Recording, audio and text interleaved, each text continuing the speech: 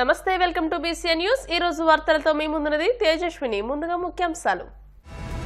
జగన్ అవినీతి పాలనను అంతం చేయడానికే కూటమి జతకట్టిందన్న కేంద్ర హోంమంత్రి అమిత్ షా। పోలవరాన్ని 2 ఏళ్లలో పూర్తి చేస్తామంటూ హామీ।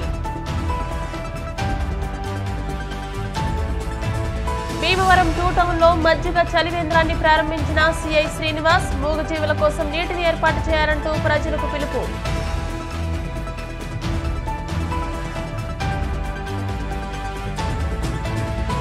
ఆకివీడిలో దళిత క్రైస్తవుల ఆత్మీయ సమావేశం। ముఖ్య అతిథిగా హాజరైన శాసనమండలి చైర్మన్ కొయ్యే మోషన్ రాజు।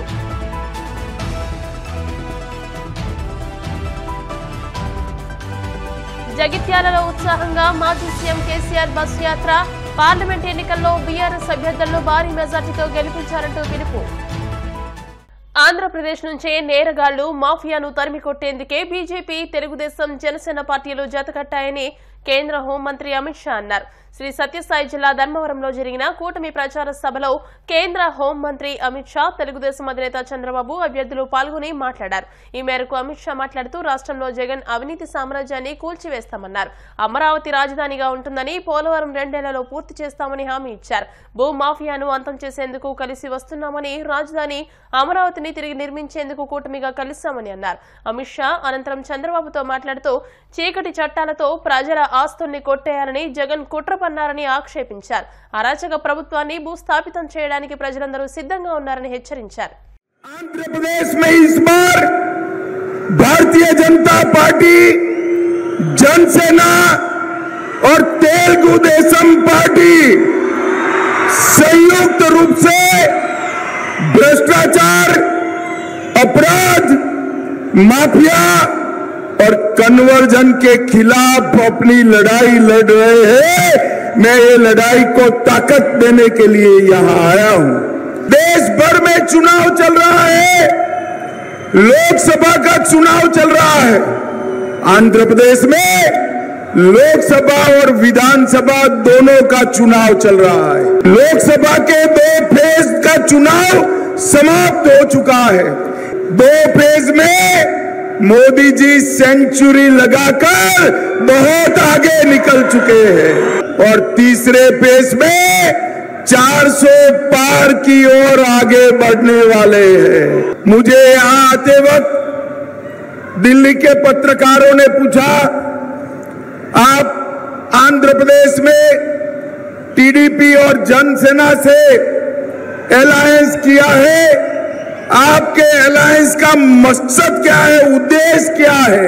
मैं आज ये सभा में मोदी जी, चंद्रबाबू जी, भारतीय जनता पार्टी, टीडीपी और पवन कल्याण के अलायंस का उद्देश्य बताना चाहता हूं। हम अपराध को आंध्र प्रदेश से एक गुंडागर्दी और अपराध को समाप्त करने के लिए अलायंस किए हैं। आंध्र प्रदेश से ये रैंपड करप्शन को समाप्त करने के लिए अलायंस किया है। ఈ రాష్ట్రానికి అవసరం ప్రజలు గెలవాలి, రాష్ట్రం నిలదొక్కోవాలి, దుర్మార్గుడి ఇంటికి పంపించాలి। అదే మా కూటమి ధ్యేయం అని చాలా స్పష్టంగా అమిత్ షా గారు చెప్పారు। ఈ దుర్మార్గుడు ఒక్కసారి మీరు చూస్తే మన అమరావతిని నాశనం చేశారా లేదా తమ్ముళ్ళు అడుగుతున్నా। 3 రాజధానులు ముచ్చట పెట్టి 3 ముక్కలాటాడి అసలు రాజధానే లేకుండా చేసిన దుర్మార్గుడు ఈ సైకో జగన్మోహన్ రెడ్డి। ఇప్పుడు అర్థమైందా మీ అందరికీ? మన రాజధాని అమరావతి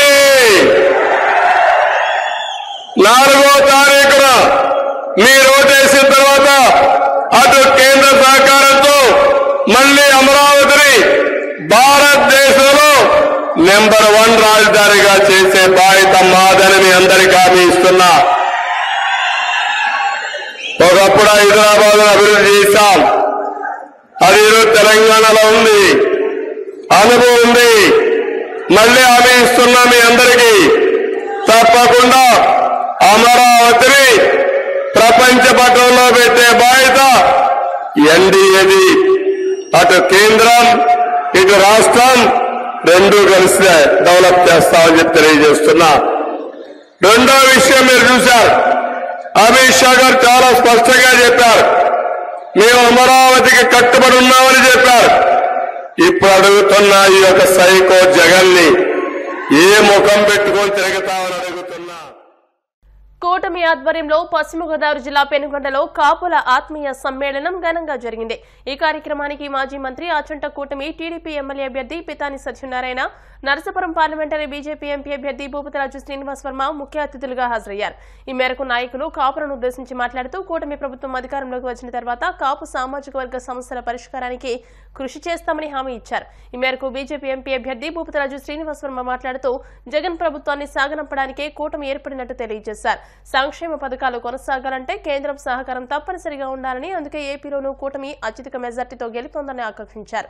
మోదీ నాయకత్వంలో దేశం మరింత పురోగతిని సాధిస్తోందని, అందుకే కేంద్రంలోని మోదీ, రాష్ట్రంలోని చంద్రబాబు, పవన్ కళ్యాణ్లకు మద్దతు తెలపాలని కోరారు. అనంతరం ఆచంట ఎమ్మెల్యే అభ్యర్థి పితాని సత్యనారాయణ మాట్లాడుతూ నరసాపురం ఎంపీ అభ్యర్థిగా కూటమి నుంచి బరిలో ఉన్న భూపతిరాజు శ్రీనివాస్ వర్మను అత్యధిక మెజార్టీతో గెలిపించాలని కోరారు. కూటమి అధికారంలోకి వచ్చిన తర్వాత కేంద్రం నుంచి అత్యధిక నిధులు తీసుకొచ్చి ఈ ప్రాంత అభివృద్ధికి కృషి చేస్తారని ఆకాంక్షించారు. అలానే ఆచంట నియోజకవర్గం నుంచి టీడీపీ అభ్యర్థిగా బరిలో ఉన్న తనను ఆశీర్వదించాలని విజ్ఞప్తి చేశారు. ఈ కార్యక్రమంలో మాజీ మంత్రులు కొత్తపల్లి సుబ్బారాయుడు, మాజీ ఎమ్మెల్యే మాధవనాయుడు తదితరులు పాల్గొని కాపులను ఉద్దేశించి ప్రసంగించారు. వచ్చే ఎన్నికల్లో కూటమిని అత్యధిక మెజార్టీతో గెలిపించాలని కోరారు.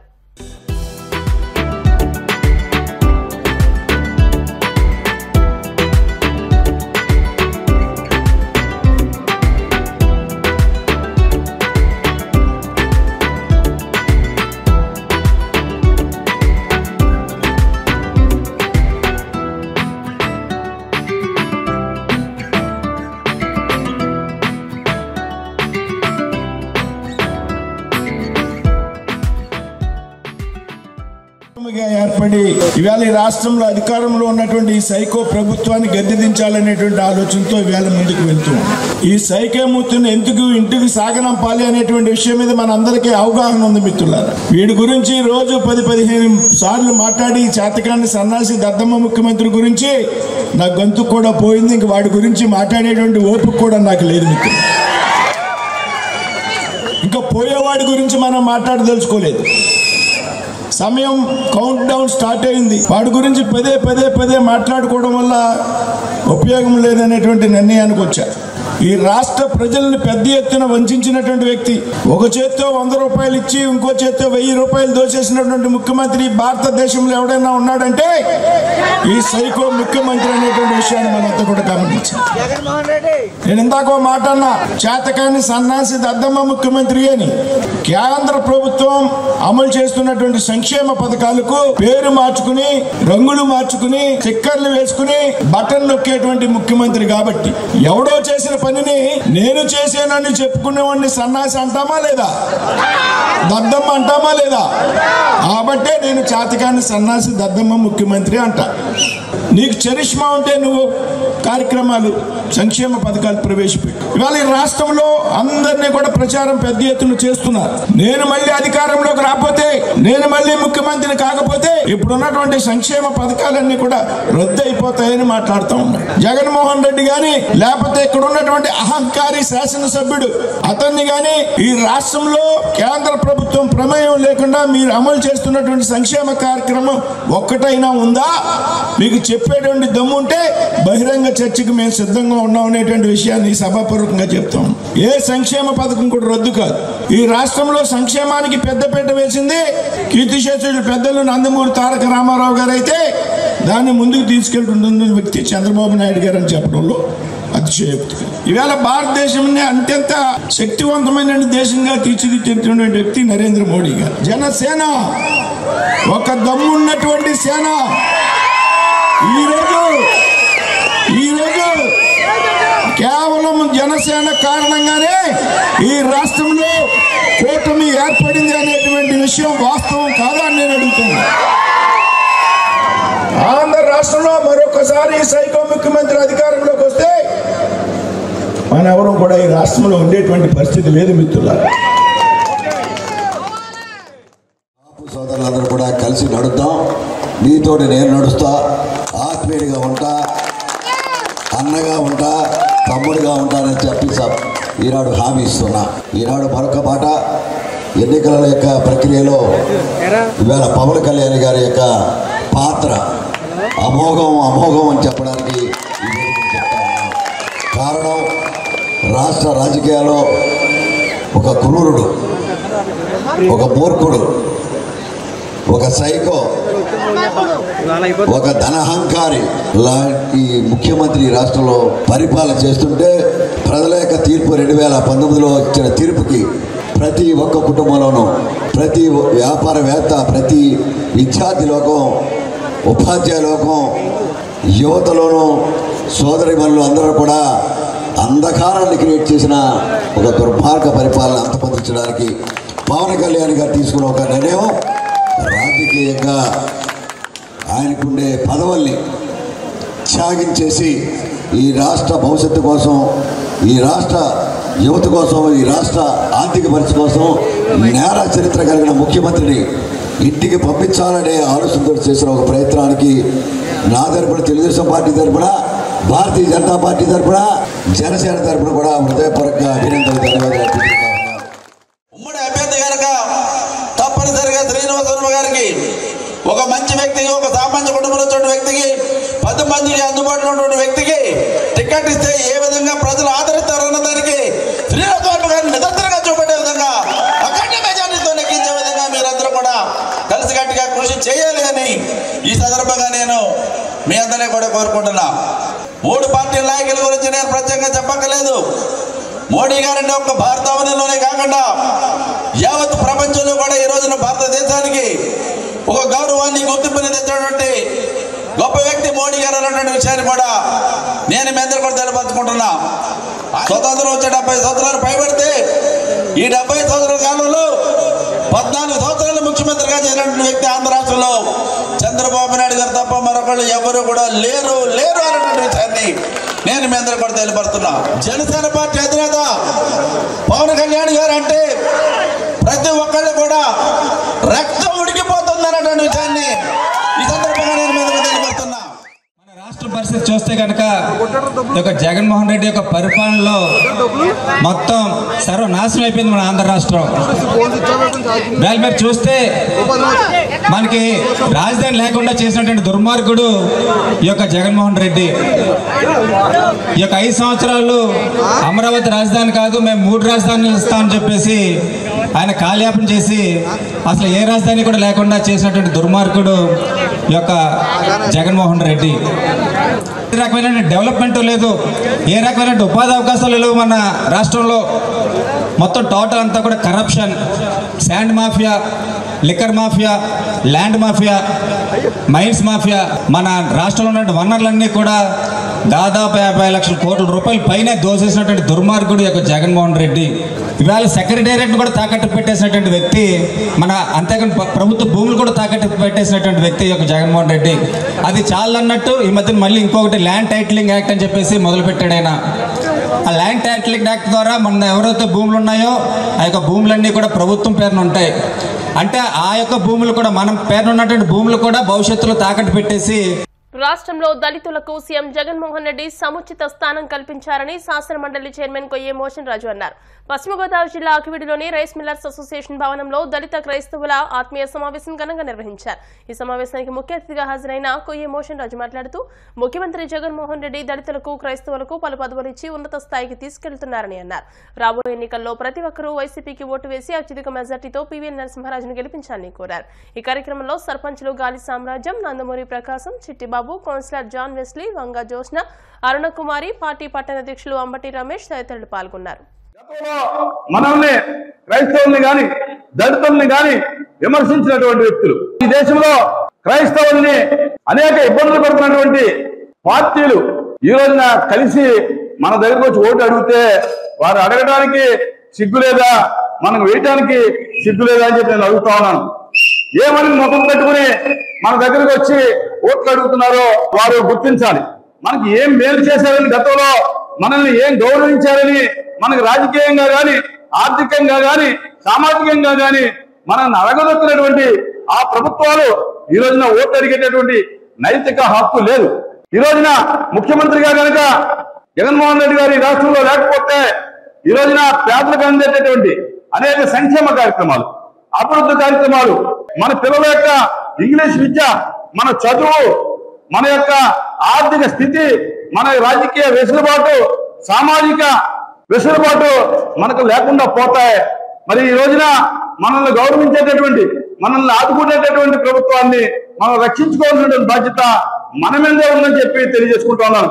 ఈ రోజు ముఖ్యమంత్రి గారు చెప్తా ఉన్నారు, ముఖ్యమంత్రి గారు పేదల పక్షాన్ని నిలబడ్డాను, పెద్దల పక్షాన్ని వారున్నారు, నేను పేదల పక్షాన్ని పోరాటం చేస్తున్నానని చెప్పినప్పుడు మరి నిజంగా ఇన్ని కార్యక్రమాలు చేసినటువంటి జగన్మోహన్ రెడ్డి గారిని ఆదుకోవాల్సినటువంటి బాధ్యత దళితులకి అలాగే పేదవారికి ఉందని చెప్పి సందర్భంగా నేను మనం చేసుకుంటాం. గతంలో భారతదేశానికి స్వతంత్రం వచ్చినప్పుడు కూడా ఏ రాజకీయ పార్టీ ప్రభుత్వం ఏర్పాటు చేసినప్పుడు కూడా దళితులకు ఇటువంటి మంచి సముచిత స్థానం ఇచ్చిన ప్రభుత్వం ఏదీ లేదు గతంలో.